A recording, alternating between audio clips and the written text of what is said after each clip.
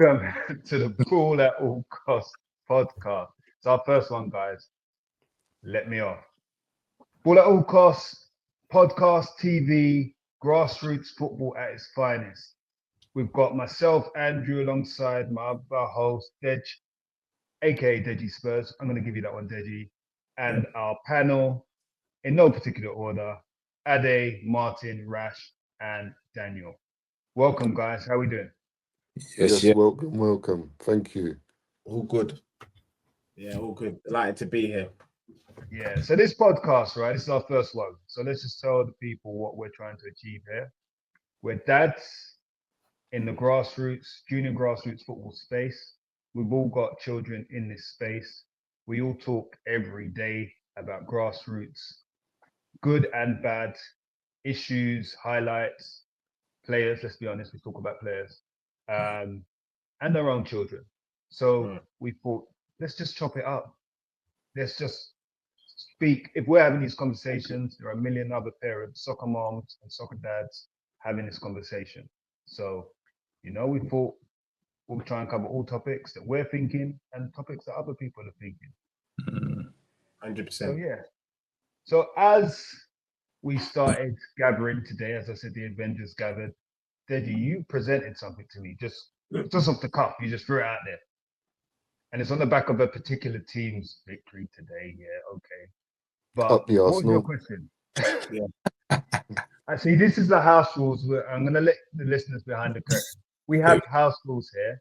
And the house rules are there are no football teams mentioned unless they're grassroots. Sorry. Ade is now getting a yellow card. Sorry. Yeah, I was saying. Shocking. Sorry. Booking. First booking. 1 minute into the game. That's the type of playing you were at, isn't it? You went straight in. Andrew, if this was live, I would have put a poll to guess which team does this brother support. These hooligans. Get me now. Yeah. So, Dave, what was your question? Yeah, I think the question that has to be, so I'm looking at the grassroots football nowadays. I'm looking at the amount of money that's been invested. I'm looking at the quality of the ballers that I'm seeing on a weekly basis, especially in the leagues that our kids are playing in. And the question I wanted to ask is, will England ever win the World Cup in our lifetime? And I think that question is so poignant.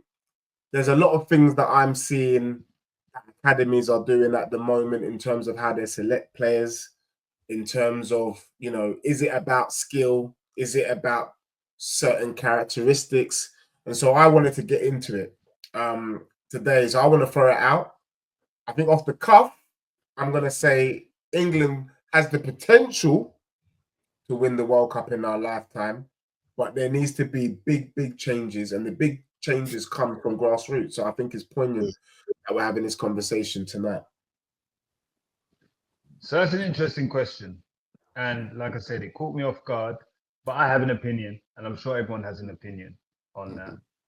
I will say that I think your question was born out on the back of the technicality that's coming into football at a really young age. And it really is impressive, these little humans, what they can do with a football. Now, I know my personal battle is, I always said, my son can't beat me in a race until he's 16. Yeah. Same. I think I've lost that battle. Yeah. Seriously. He's not 16 yet. He's not, not yet. But I don't think I'm going to get to 16. But that's just one side of it. Because I thought I could ball, right? I can do some of these techers, but the techers he's going to be able to do at, say, 16 compared to what? And I was a good baller. I was on books. But to your point, Deji, I'm not going to be able to do what he can do with both feet. Like 16, no, he surpassed me. And his trajectory already has surpassed mine. I can't tell him that, but his trajectory has surpassed mine. So I understand your point, but I too think there are things that need to change in order to realize that dream. 100%. But I'm going to let others speak on that point. Yeah. I would like to come in and put my point across on, will we see England win a World Cup or a major championship in our lifetime? I think the answer is yes. I think if you look over the last, is it basically since Gareth Southgate's tenure and the positions that he got England to, which was finals in 2 Euros and where was it in the World Cup? Semi-finals in the World Cup. Yeah. So if you look at any time before that, England have come pretty much nowhere. And even if you want to even go back to 20 or something years ago, they weren't even qualifying for stuff. Well, So Ade, so I'm just going to say, just for those who do their fact checking, they will say 2 semi-finals yeah, and obviously winners. Winners 66, semi-finals in 1990 World Cup, semi-finals in the Euros under El what was that? 1996, I think. Just for the fact checkers. okay. Yeah. And so the distance between 1996 and what was it 2018 or something like that, that's a big time frame. But coming back to the point of what you said, that Deji, that you think is coming through, we have to look at grassroots football. Yeah, that is a big element. Kids now are extremely much more advanced football wise than we was at their age. Definitely, Andrew, you've mentioned about your boy, and that you've recognised that it's not going to take until he's 16 before he beats you in a race. He could possibly beat you now, and I second that. Whoa. Or not now, but yeah, it won't be when he's 16. It will be at an earlier time. I second that Sure. because obviously my boy as well, Devontae, he's playing and ready now. There was no way I was at his level at his age, nowhere near it. I played for Barnet. I signed a pro contract. I was under John Steele. I played against some players and stuff like that. But at the level that he's at now, with left foot and right foot, I was nowhere near that. But to that point, I did not have the coaching or the facilities that our young that our children are privy to now. It's normal for them to go training X amount of times a week. It's normal for them to have the certain boots, to be on Astro, on so and so. Back in our days, we were playing on a grass muddy pitch. You had dog mess all over the place, and we used to use jumpers for goals. So the advancement of what's happened over the last 20, 30 years has come from the top downwards. And the reason that that's happened is because Spain and France and Holland, definitely Holland, when they look at the Ajax system, and Italy, they've been doing this thing for such a long time that England, the FA, had to catch up. And then they sent out their scouts, it was about 20 or 30 years ago, to find out what are we doing wrong, what do we need to do better. And during my time it was Linershaw. I don't know if anyone remembers Linershaw. Yep. My year was the last year that Linershaw would happen, so you had Joe Cole and them guys go there. Jermaine Defoe was in my year, and I think that's the year that Linershaw stopped. And even that was a place where guys would get picked up from their academy clubs, and basically the best ones in the countries would go and live up in Linershaw, and they would play football every day and then go to school in Linershaw.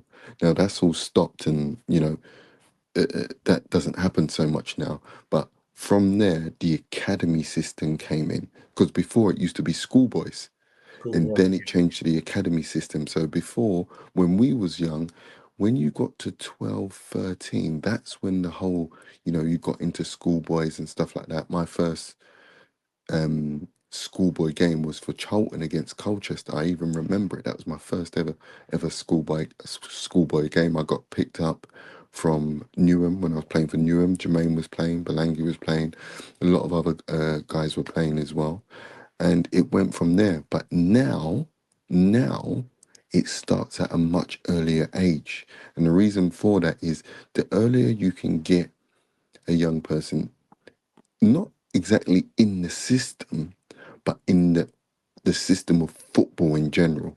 Not exactly has to be the academy system, but has to be in football in general and on a more serious level. So grassroots football is extremely serious now.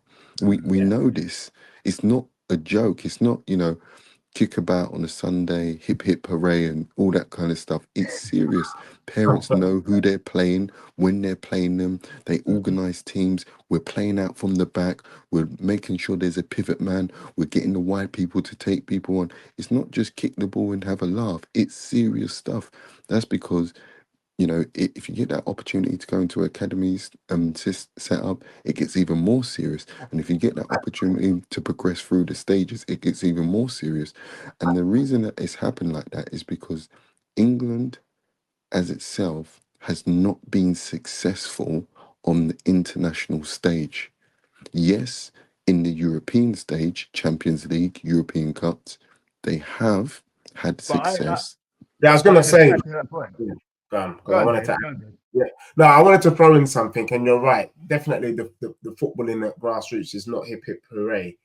The thing that has been bothering me though is that when I'm looking at certain boys that are going into the academies, and this is a slight pivot, and I want to bring Rash and Martin into this as well, is that I don't think they're judging the boys like back when you were talking about Lilyshaw. That was the best talent in the country. Regardless of your characteristics. Can you ball? Can you bang? Can you do whatever? Until Ade messed it up, by the way, just saying. Yeah, and then Ade's not kind of cocked up the whole damn thing. Thanks a lot, mate. So much for the trickle down effect. Yeah. And then but today it feels like academies are picking boys who are giants. Who some of them look like Bambi on ice. And for me, if you're picking a giant, Bambi on ice, who isn't very technical, and you're going to say to yourself, we're going to work on this person because they're tall and make them a footballer. For me, I'm saying to myself, maybe you're not the natural gift. You're not the Messi. You're not the Iniesta of this world. And therefore, England loses out on that kind of special gem, that special quality, because the start, in terms of the scouting eye, has been poor. I'm just throwing it out there. Because you're saying profile. Yeah. Profiling, And you see that from young. I think, especially like you say, if you look at, let's go back as far as even the under 7s or under 8s. As soon as the scout touches a pitch, his first thing is looking at who's the next 6-footer, more or less. Because as soon as you've got that tall profile on the pitch, you steal the show already. You must be able to do something. Whether or not you can do it there, they might think, he's got potential, but there could be a boy that may be smaller than him, but he's doing all the right things. Technically gifted, got the IQ, excellent, but they would just say, you know what, he's just not physical enough, he's not big enough. But in my eye, I'm like, the boy's young. He's not going to stay the same size. Like me, myself, people say, oh, you're tall. I didn't grow till I was about 15, 16. I was the shortest in my year. Oh, wow. To a lot of people, do you get what I mean? And I feel to myself, it's not the best way to judge kids. And like Deji just, when you look across Europe, I think we must be the only country that does that, because if I look into Spain, Italy, you have loads of technicians that are nowhere near 6 foot. They're near. Just look at that team, Iniesta, Xavi. Do you get what I mean? There's loads of them. Sorry.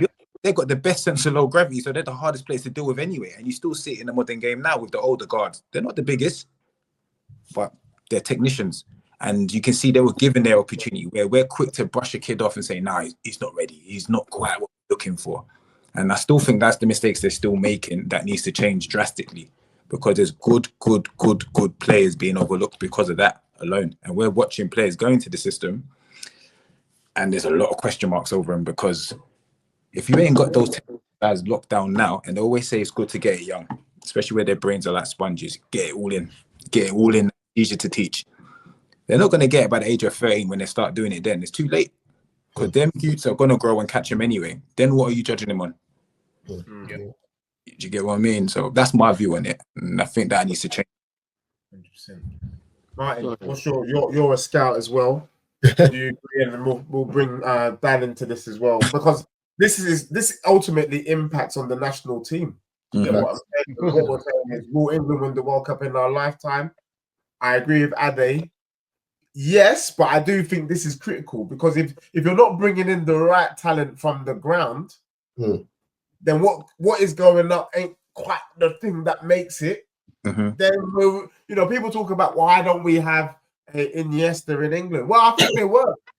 I'm looking at Lewis Kelly tonight. That's actually called 3.0. Can we stop mentioning Arsenal, please? I know, but what I'm trying to say, there are technicians here. But I don't know. Look, Martin, over to you, man. You're sorry. Martin, just before you end, can I ask? Because just listening to Rash's point and what we're saying, will England win a World Cup or a European Championship in our lifetime? When you're in the final, I'm talking about the final now. Yeah, whether it's 200 million people watching this final, what does it really come down to? Because if we look at it, Spain, no one's talking about Spain's physicality. We're talking about tactical elements of the game. So, yes, they got very fit, agile players and stuff like that. But the two stars of the show were both wingers, one, and Rodri too. So obviously I know we're thinking, but I'm thinking what we're trying to figure out is how do you beat whoever's the best team?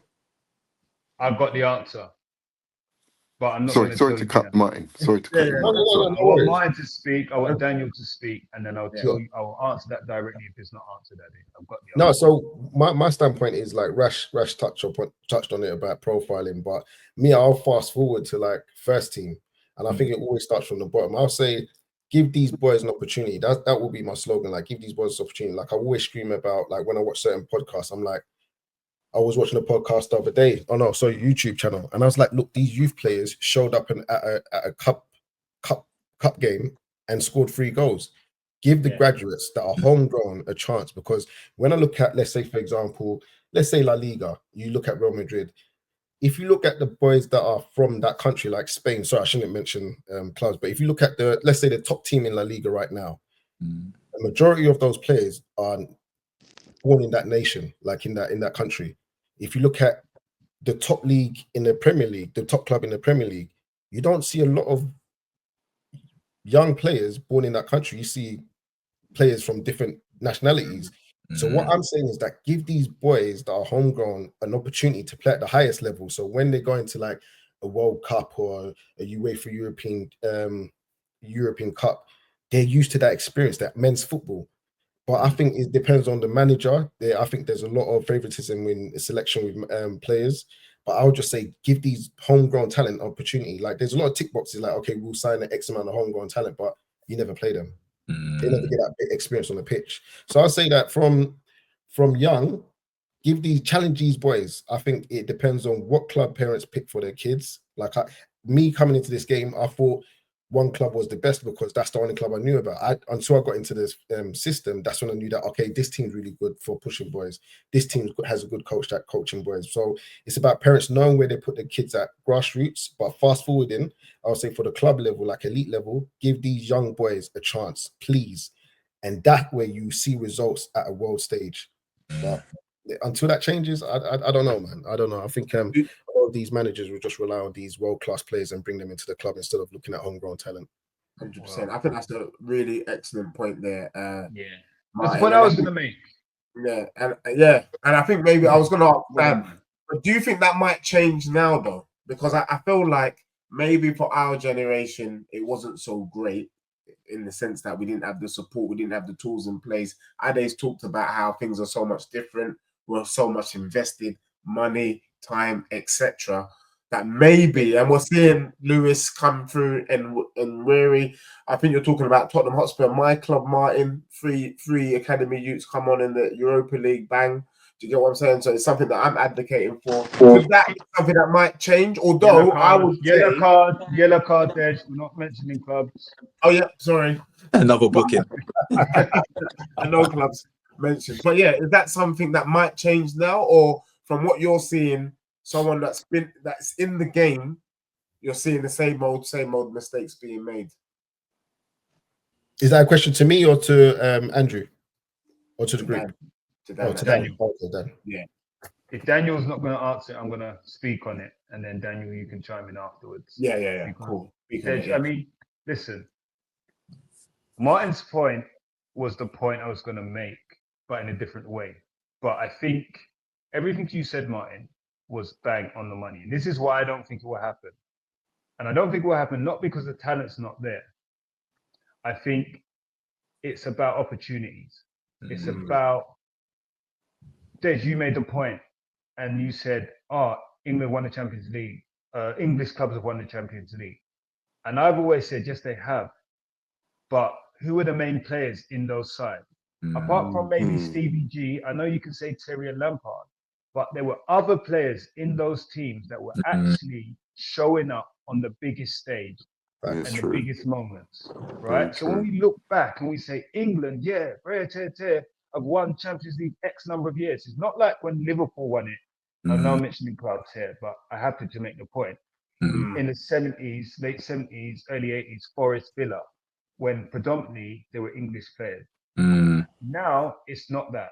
When your third choice keeper is English and 40 years old, never expected to play, that shows you that they're manipulating the system to meet the quota in order to get the best talent from the world. So for me, the Premier League needs to make a decision on whether it wants to be the best brand or have the best football, right? And that football feeds into the national team. 8 homegrown players is manipulated. So we won't have the money coming in droves, but we'll still have money coming in if we have the best footballers in this country. And it's okay for them to be homegrown. That is okay. We don't need to have all these players coming in to build up the brand. If we have Mikey Moores, Nwanyeris coming in to the best players in the world, Bukayo, all these players, whoever they are, let me mention somebody from Liverpool so Dan doesn't feel. The point is the Premier League, I think, need to make that choice in order for, because you mentioned something else, Martin, and I want to wrap up so Daniel can speak, sorry. But you mentioned give the boys an opportunity. But half the reason the managers don't give the boys the opportunity is because they're under pressure. Think about the tenures of Premier League managers. It's so short. You have a bad run of games, especially if you're under certain chairman, you're gone. So can they trust, or do they have enough trust in the youth when they've got a man with experience who is a man, who is not 17, 18, they want their jobs to be in the man's hand with experience as opposed to the boy's hand with potential. And unless that changes from the top down, I don't see it changing. And that feeds in to your question, Dad, about can England win it? The talent's there, but if they don't have the experience and the opportunity, then can we have killers when it matters? That's for me. I don't know. Daniel, I'll let you speak because I've taken up too much airtime. We spoke about a lot, but going back to what we said about coaching players and development, I think what you'll find is those Messis, those Iniestas do exist in our game, but when they get into the system, it's coached out of them. There's a player that plays in Portugal right now who was replicated as Lionel Messi, but how close has he ever got to the England national team? He's never going to get, because the coaching level and the trust. So you talk about coach, you're talking about trust. These coaches don't trust certain individuals to play in the pitch in key areas of the field to express themselves. So those skills, those flares, the excitement you want to go and see gets coached out of them, and they become what you call system players. Yeah. So as much as we say there's no players out there, what happens to them? They get lost in the system. So they have all the technical ability, all they want, and it's there. They're not allowed to flourish and be trusted by the fact that it's a results game. And if those results come in, managers get sacked, recruitments get fired, reputations on the line. That's the thing I've found, and analysing things from a distance and seeing how there's so many young players that in the youth ages because England win tournaments at youth ages. They're champions. Yes. Very true. Very true. Yeah. So there's a loss of transition from 17, 18, 19, 20s, 21s to the first team. So something's happening in those period of times of transition with players where you think what's happened, and because there's not enough trust, and it's about results. So that's a big thing for me as well. Talking about what Rash was saying on profile, I think what you find is as well, a scout may go to a grassroots team, look at a player, then look at his parent and go, actually, yeah, he's the model. That's where he's gonna be. Regardless whether he can play football or not, the profile of the parent plays a big thing as well. And so Yeah, I 100%. think again, and Andrew and I we spoke about this a lot. And one thing he was saying like is lazy scouting. That's a real big thing. So lazy scouting is a big thing where you think scouts don't actually take the time to go out and scout. They listen to parent talking, they hear this parent talking, they hear this boy's doing really well, and then all of a sudden this boy is in an ADS, he's in a development center, he's been offered a trial. When that Or scout, Instagram. I didn't want to go that far. I know, it's a separate topic. I know. Yeah, I had so, to go in there. but we spoke about those Instagram parents, and I think when we go into deeper episodes and stuff like that, my expertise of work, what my opinions, and that will come out more, I guess, about what I feel about Instagram parents and how they profile their children to Instagram coaches and things like that. So I think a lot of it is getting not our scouting system in the UK isn't great. As much as it's come a long way, it's still far behind parts of the world. And if you look at, forget Europe, if you go to USA, for example, their scouting system is now at a level where you think these great players are coming to the Premiership. There's a left back, the left back that plays in West London. That's really good. Yeah. And he could play probably any team in Europe because he's that good. But because his nationality is kind of overlooked, and in the USA, they went back to, if you go back maybe 15 years ago, they went back to the process of we're gonna build athletes that can run non-stop. They can run, and eventually the technical side will come. So you see a lot of American players now that are really technically good, but aside from that, they can run all day long. Yeah? And that goes back to our English system as well. We want athlete you talk about now. We look at Declan Rice.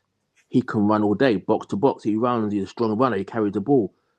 Before the game, we were talking about if he performed how he did in the last game they Arsenal played, where they lost, where he literally drove the team forward, that team would win today.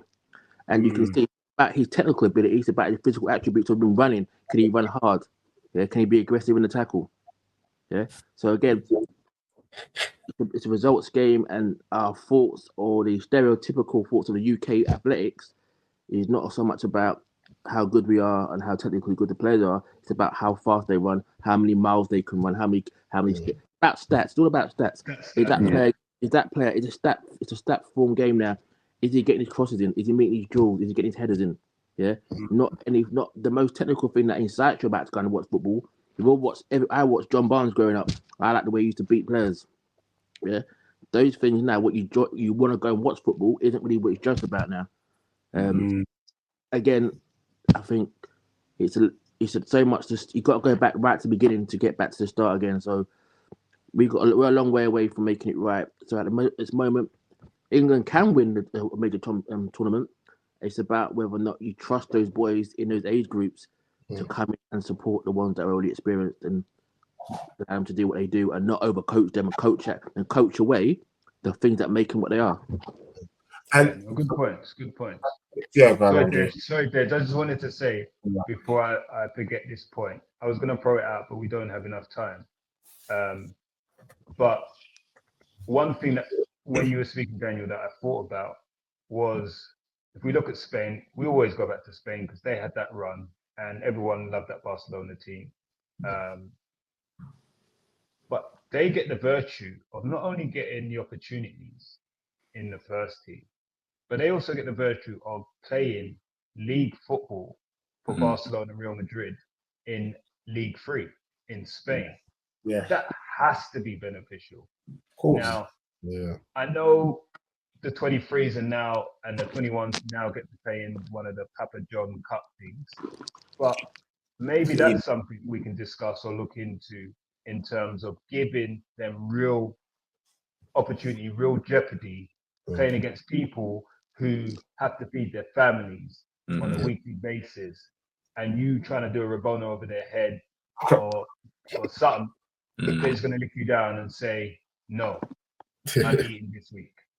So that's something I think we can discuss. I just wanted to get that point out there before I forgot. I think we're running a little bit long, but it's all good points. Deji, I'm going to come back to you, but I think we should do a vote so that we can stand on business and see where we stand as a collective on that question. 100%. And the thing I wanted to say is I think already naturally this podcast has allowed us to segue into an up and coming topic, which is the question I wanted to throw out for us in the future is the Premier League a blessing or a curse? Based on what I've been hearing tonight, based on the structure, based on the pressure, the money, the scouting, we talk about our children being playing for some of the best teams in the world. Sometimes we forget that because of the proximity between us and some of these clubs. But at the same time, because they're the biggest clubs in the world, they just can't give what we want or what our children need. And so I think that's a question for us for another day, but one definitely worth pushing our heads together and answering. But any final comments then before we leave? Because I think it would be nice to get a final 2 minute or 1 minute 30-second on this question that we can leave the audience with. Will England win the World Cup in our lifetime? Yes or no? And your nugget. And I think we should start off with Martin, Ade, Rash, Dan, Andrew, in that order. That's cool. Okay, answer to that question, I would say no, because other countries are ahead of England. So for them to catch up, it'll be hard. So I say no. I will say yes. I think that England do have the talent pool. I think that talent pool is increasing. I think they're literally one step away from doing it. Can I tell you a time frame? No. Do I think it will happen? Yes. And coming back to some of the other stuff that's mentioned, I think Daniel put some fantastic points across being in the system. In answer to Andrew's question, the Premier League are always going to go money over anything. It's a business. And if we really think about it, football really started to change when clubs started becoming foreign owned, because foreign owned clubs see these things as businesses, and through that they want what is going to make the business success, and that comes with titles. Titles comes with, like you say, this day and age is statistics. But coming back to it, I do think England will win a major title in our lifetime. I just don't know when. Well, I'm going to go out there and I could see them actually winning it, probably in the next two tournaments, one of them. They're the closest. Oh, Rash, that's wild. I'm going to go with both. I'm going to say that for a reason. If you look at certain clubs, Chelsea, a lot of, even just this season alone, if you look at the amount of youngsters that are breaking through, I'm very curious to see how the new manager of England takes shape to everything. Because I'm not going to lie, I do feel they're closer than you lot may think. I know there's a lot of things that still need changing, but with this current, the current players around anyway, let's just say that are in the limelight, i.e. Chelsea, Arsenal, Liverpool, Tottenham, United, I can't see why it doesn't happen in one of the next two major tournaments. That's my total opinion, personally. So I think it's closer than you think. Yes. I'm great, boys. Okay, so we've got 2-1 so far in favour. Dan, Andrew, and myself, or I'm happy to go if you want a moment. I can go. I just want to. The reason I want to go is because we all should be ashamed of ourselves. We all should be saying yes because our children are in this thing and they're going to win us the World Cup. That's what we all should be saying, right? What way to make us feel bad? Bad. No. So if our children are listening and they watch this or listen, we're rooting for you. We believe in you. Andrew, man. Don't be bro. Jesus, making us all feel bad. There's nothing stopping my boy. Just in case England carry on with this idiot. I have you know that I have no problem with my son becoming an elephant overnight. Just letting you not know, yeah. Ivorian with Ivory Coast. Let's not. That's a separate one. That is a separate one. Yeah. I'm gonna go then before Dan. Then, so Dan, you have the last word. Is that all right? I'm gonna say, I feel like a lot of if England wins the World Cup, it's not because of England. It's because of people like us and the work we're doing behind the scenes, and they're getting to benefit from that. But unless they change their view on how they see football, it's not a coincidence that the Spanish, the South Americans always seem to be that just one step ahead. Even the French league, I don't see it happening. With the way that I'm seeing the academies taking players now, where they're not looking at IQ, they're not looking at the technical abilities, and then we wonder in the final why we can't get the ball of Yamin Lamau, we can't get a ball of Nico Williams. It's because, well, they're techie and also they've got IQ, and I think these are important attributes to have.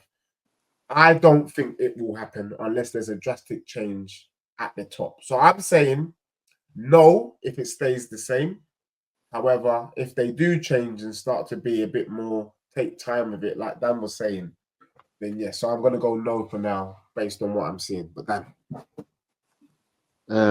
I'm conflicted. I'm going to say yes, but only because I think they're one or two coaches away from doing that.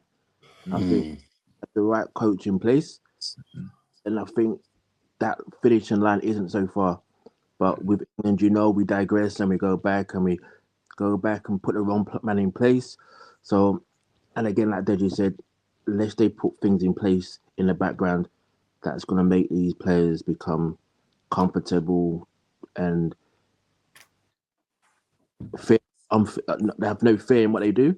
We're not going to change. We won't win. But ultimately, I think we're just one or two coaches away from bringing a trophy back to the UK. Well, I hope that happens. That would be amazing because I wasn't around in 1966, obviously. You don't know. Dej, I feel your pain. I don't feel your pain because on a club level, I've experienced the. Are we doing this? Yellow card? Listen, this throwing out club thing is straight yellow. 2 yellows or a straight red, and you don't appear in the next pod. Yeah. I'm keeping track. What's that?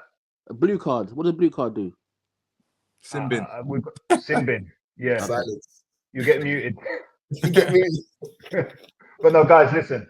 Appreciate your time. Appreciate you taking out your time. It's our first one. I think it was pretty good, to be honest with you. So look forward to doing this again, chopping it up with you guys each week. It's a weekly podcast, weekly YouTube show. Listeners, make sure you're subscribed. Hit that subscribe button. It's all at all costs. And there's a cost to everything, right? And if you want a ball, you've got to put in that work. And we put in that work today for you. So make sure you subscribe, like, do all of that good stuff. Follow us on all our socials, ball at all costs. And yeah, you'll hear from us each week and our differing opinions, but united in parenting children in grassroots football. Big up. Big up. Thank you. Yeah. Yes. Thank you very much.